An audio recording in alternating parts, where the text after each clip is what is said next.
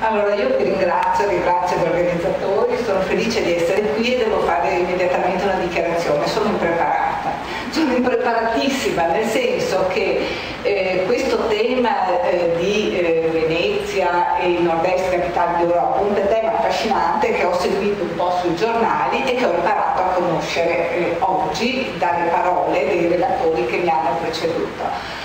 Però venendo qua avevo un po' pensato che cosa dire e quello che volevo dire era una modesta proposta non per prevenire come quella di Giuseppe Berto degli anni 70, ma una modesta proposta per collaborare.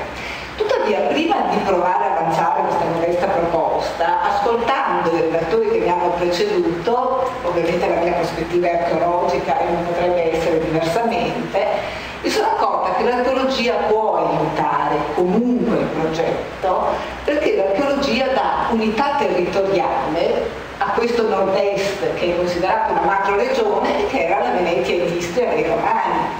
Dà unità territoriale in cui sono ancora fortemente percepibili i segni di questa occupazione. Pensiamo alle strade, qui vedo Andrea Colasio con cui abbiamo coordinato, anzi con cui abbiamo ideato un progetto che è stato straordinariamente guidato da Francesca Veronese, che è quello della Piagna, una strada che ancora percorre il nostro territorio, la via Claudia Augusta, la via Costunia, ci sono le strade, ci sono i resti della centuriazione, che sono i più belli al mondo e che molta gente non conosce. C'è questo paesaggio che, come tutto il resto d'Italia, è un museo diffuso. Questa non è una peculiarità del Veneto, ma è una peculiarità dell'Italia, in cui si incontrano necropoli, ville, castelli per il periodo medievale, monumenti sparsi nel territorio, quindi c'è un tessuto connettivo ed è a questo tessuto connettivo che io vorrei provare a rivolgermi. E la proposta riguarda il fatto di proseguire su un'attività che abbiamo portato avanti grazie ai finanziamenti regionali, penso appunto a quel progetto Archeoveneto che ha cercato di creare una infrastruttura tecnologica in cui il turista potesse trovare il documento per elaborarsi un suo percorso. Ora, se ci fosse stato tempo vi avrei illustrato Archeoveneto, invece siccome il tempo non c'è, io invito chi potesse essere interessato a andarselo a vedere in rete, www.archeoveneto.it. Ci abbiamo lavorato molto, vi do solo qualche numero così perché vi possiate rendere conto. Vi trovate illustrati 80 musei archeologici, 80, non tutti archeologici, ma con collezioni archeologiche, che sono illustrati con gli orari di apertura, con la pianta del museo, con i pezzi più importanti della collezione, spiegata la storia del museo, in modo che se uno va dentro e decide di andare a vedere il museo di Este, alla Maria, trova tutto quello che deve sapere sul museo di Este. Quindi cosa intendo per proseguire in questo progetto? Intendo ampliarlo a tutto il nord-est. Noi l'abbiamo fatto per il Veneto, creiamo un contenitore assieme alle altre regioni che faccia della macro regione nord-est, ex Venezia e Istria, un luogo storicamente riconoscibile per la fase archeologica. È evidente che io non vado più in là, però perché no? Perché non pensiamo poi a ampliarci al periodo post-medievale, rinascimentale, eccetera, in modo da aver conto. Perché ho pensato a questo? Perché a costo abbastanza basso ci consente di approfondire, di fare sistema, perché la parola chiave secondo me deve essere sistema, fare sistema ed essere pronti per caso, se la candidatura arriva e si materializza, ad avere la documentazione pronta per fare l'altro passo. E questa è la seconda piccola proposta che volevo fare.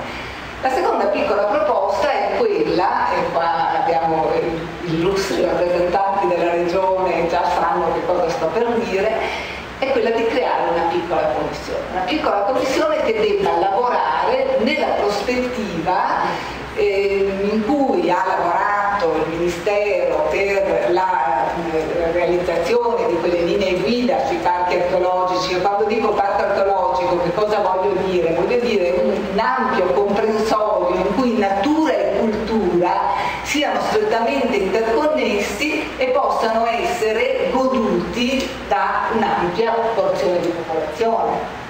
Ma per fare questo non è che ci si improvvisa, molti sanno, perché sono anni che Paola ed io andiamo a raccontarlo in giro cosa stiamo facendo su Montegrotto, sono esattamente 12 anni che lavoriamo a Montegrotto e adesso si comincia a vedere qualcosa. Allora cominciamo a lavorare adesso per essere pronti, perché se la candidatura parte noi abbiamo la documentazione pronta. Allora io suggerirei di costituire una commissione che costa pochissimo, costa addirittura zero, tanti professori universitari si sa, lavorano gratis, si divertono a lavorare, per cui. E questa commissione cosa deve fare? Deve individuare, in questo momento sto parlando solo del Veneto, mentre per la grande infrastruttura tecnologica vorrei una prospettiva sulla macro regione, in questo momento mi sto limitando alle aree che conosciamo meglio. Dobbiamo individuare quelle aree che sono potenziali, che hanno la potenzialità per essere valorizzate e devono avere una serie di caratteristiche che vanno individuate prima in modo da essere pronti poi a fare un discorso. Per esempio, il grado di interesse scientifico ed educativo dell'area da valorizzare, il livello di conservazione dei monumenti, la possibilità appunto di essere esposta al pubblico e compresa, l'interesse delle istituzioni locali, perché se le istituzioni locali non ci vengono incontro non possiamo fare niente. L'interesse degli stakeholders, visto là in fondo un importante stakeholder che ci ha sempre sostenuto con grande liberalità, e penso che in una prospettiva di questo genere potremo trovarne vicini parecchi.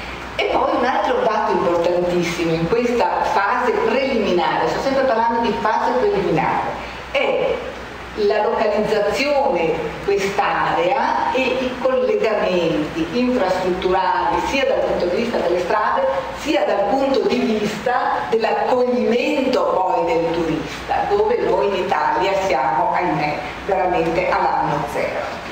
Individuate queste aree, poi può partire quel percorso di approfondimento che noi abbiamo elaborato per Montegrotto e che anche quello potete trovare, se volete, nel sito che abbiamo creato, perché lavoriamo molto su questa cosa, diciamo, del comunicare attraverso il web, che è un modo di comunicazione, devo dire, eccezionale. Noi abbiamo dai 50 ai 100 contatti al giorno, sia su Alto Veneto che su acquepataline.it.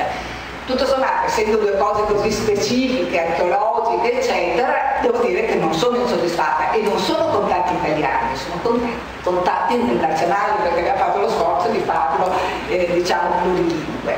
Ecco, io credo quindi, riassumendo, che investirei nel proseguire questo lavoro di messa a sistema della documentazione archeologica e cercherei contestualmente di individuare se e dove ci sono delle aree che possono diventare degli attrattori, in modo da conferire al progetto Venezia, il Nord-Est capitale della cultura, un sostrato, un background storico che affonda le sue radici nella romanità che aveva unificato in maniera fortissima questa regione, dal mare fino alle Alpi, attraverso un capillare sistema di vie di comunicazioni terrestri, navali, fluviali, eccetera. Quindi se era tanto, adesso lascio immediatamente perché appunto c'erano almeno 4 oratori ancora dopo di me, su questo mi piacerebbe sentire se c'è qualcuno che è disponibile a raccogliere questo invito. Grazie.